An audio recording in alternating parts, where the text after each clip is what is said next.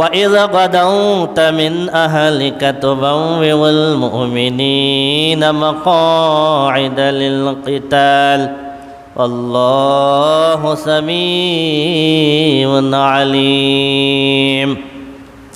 আল্লাহ বলতেছেন, হে রসূল, আপনি সেই সময়ের কথা স্মরণ করুন যখন আপনি ভোরবেলায় আপনার পরিবারের থেকে বের হয়েছিলেন আর আপনি যুদ্ধের ময়দানে সৈন্যদেরকে তাদের জায়গায় বিন্যস্ত করতেছিলেন।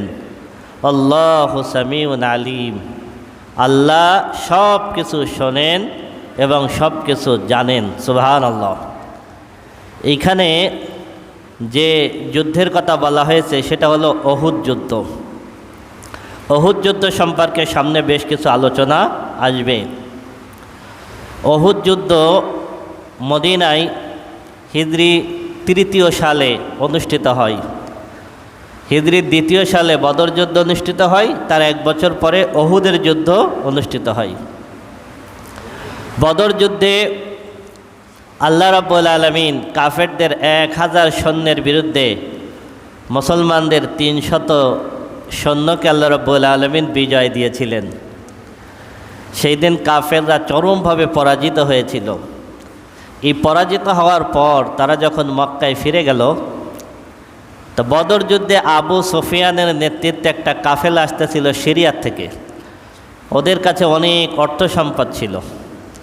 এই আবু সুফিয়ানের নেতৃত্বে যে বাহিনী, এই বাহিনী ভিন্ন পথে মক্কায় চলে আসে। তা তাদের কাছে যেহেতু অনেক অর্থ ছিল, সেই অর্থগুলো সংগ্রহ করে আর মক্কার কাফেররা সাধারণ মানুষের কাছে সুদে টাকা খাটাতো, অর্থ বিনিয়োগ করত সুদে। তো ওরা বসে সিদ্ধান্ত নিল যে আমাদের সুদ থেকে যে লাভ আসবে, এই লাভ আমরা মুসলমানদের বিরুদ্ধে যুদ্ধে ব্যয় করব। এক বছর ওরা অনেক অর্থ সম্পদ জোগাড় করে বদর যুদ্ধের প্রতিশোধ নেওয়ার জন্য ৩,০০০ সৈন্য, কত সৈন্য? ৩,০০০ সৈন্য নিয়ে আবু সুফিয়ান রাদিয়াল্লাহু তাআলা আনহু, যেহেতু তিনি পরবর্তীতে ইসলাম গ্রহণ করেছিলেন, আর সেই সময় আবু সুফিয়ান ইসলাম গ্রহণ করেন নাই, আবু সুফিয়ানের নেতৃত্বে ৩,০০০ সৈন্য মদিনা আক্রমণ করার জন্য রওনা হলো। রসুল আকরাম সাল্লাল্লাহু আলাইহি সাল্লামের কাছে সংবাদ আসলো। রসুল আকরাম সাল্লাল্লাহু আলাইহি সাল্লাম সাহাবীদেরকে নিয়ে বসলেন, আমরা কি করতে পারি? আমরা কি মদিনার থেকে বের হয়ে গিয়ে যুদ্ধ করব, নাকি আমরা মদিনার ভিতরে থাকব? ওরা যখন মদিনা আক্রমণ করবে তখন আমরা পাল্টা প্রতিরোধ করব। রসুল আকরাম সাল্লাল্লাহু আলাইহি সাল্লামের নিজের ভিতরেও মদিনার ভিতরে থাকার ইচ্ছাটা বেশি ছিল। মুনাফিকদের একটা সর্দার ছিল আব্দুল্লাহ ইবনে উবাই।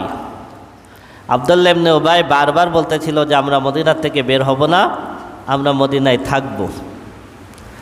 কিন্তু যে সমস্ত সাহাবী বদর যুদ্ধে অংশগ্রহণ করতে পারেন নাই, তাদের স্পৃহা ছিল অনেক বেশি।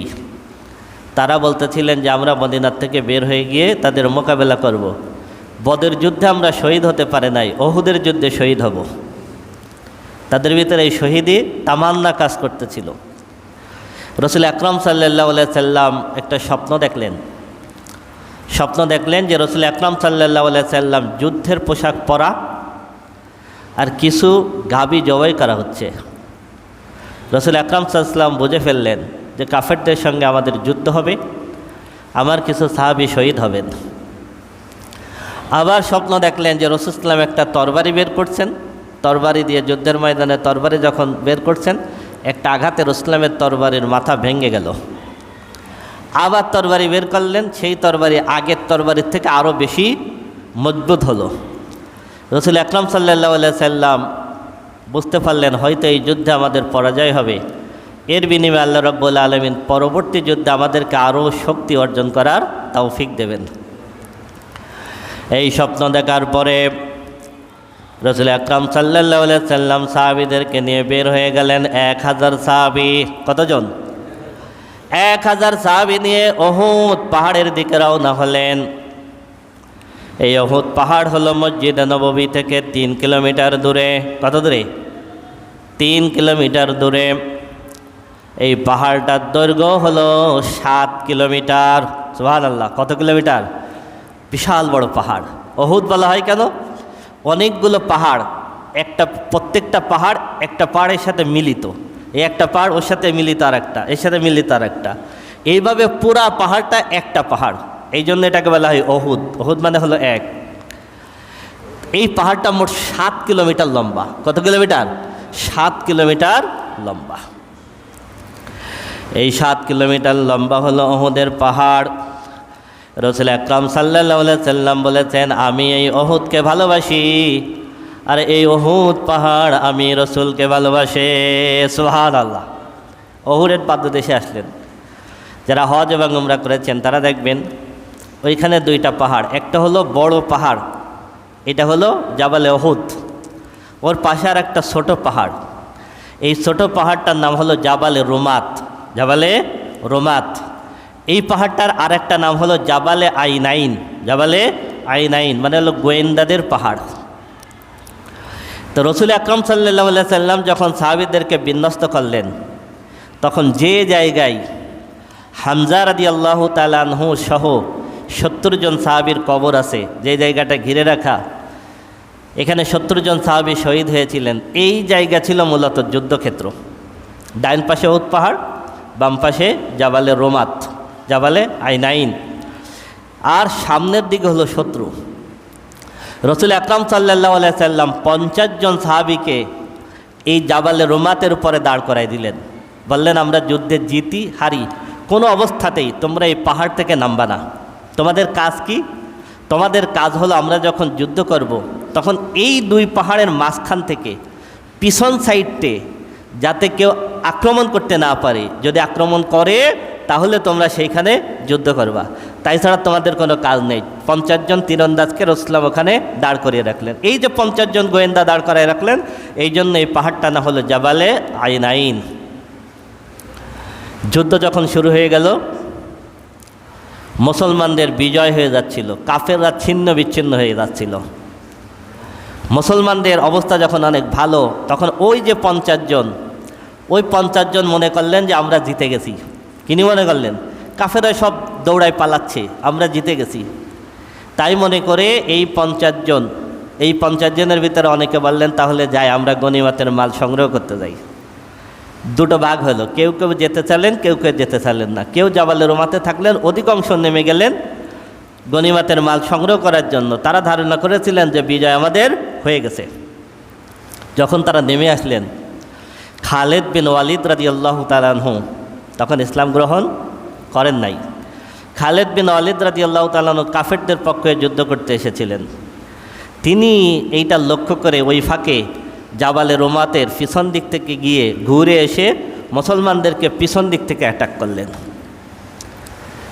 যেহেতু তিনি ছিলেন ভয়ঙ্কর যোদ্ধা, পিছন দিক থেকে অ্যাটাক করার পরে মুসলমানরা ছিন্ন বিচ্ছিন্ন হয়ে গেলেন। 70 জন সাহাবী শহীদ হয়েছিলেন। তা আল্লাহ রাব্বুল আলামিন এখানে মূল যে শিক্ষা দিয়েছেন সেটা হলো যে রাসূলের নির্দেশ অমান্য করা। রাসূল সাল্লাল্লাহু আলাইহি ওয়াসাল্লাম বলছেন, আমরা হারিয়ে দিতে, তোমরা এখান থেকে নামবা না।